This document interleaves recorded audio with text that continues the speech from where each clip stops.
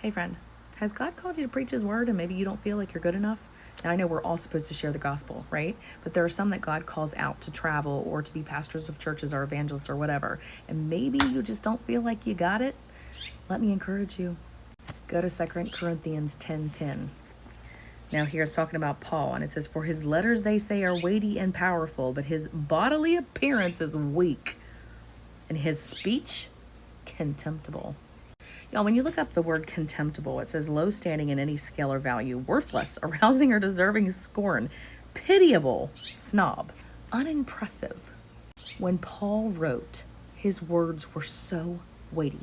That's why God had him write 2/3 of the New Testament, and it was all put together in the Bible, inspired by the Holy Spirit.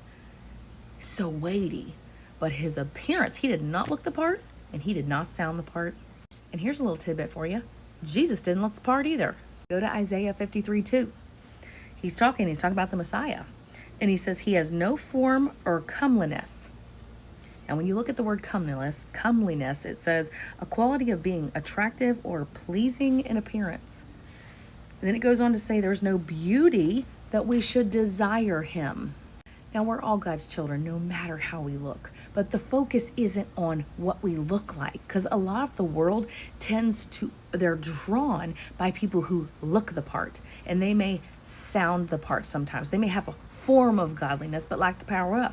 Now, I'm not saying if you're a pretty person, you can't preach the gospel and preach it in truth. But what I'm saying is we as Christians need to lay aside what people look like and sometimes what they sound like, because it's the truth that is spoken out of their mouth that matters.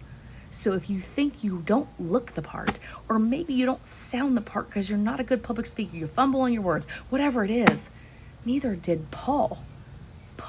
They thought his speech was contemptible, and yet 2/3 of what he wrote is in the Bible.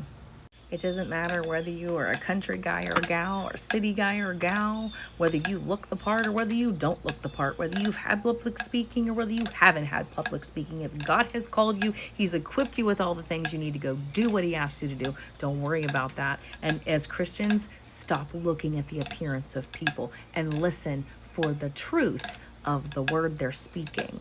Let that encourage you today, friend. Keep going. Don't listen to the lies of the enemy. Keep speaking the truth in love. I love you. He loves you more. Go read his word.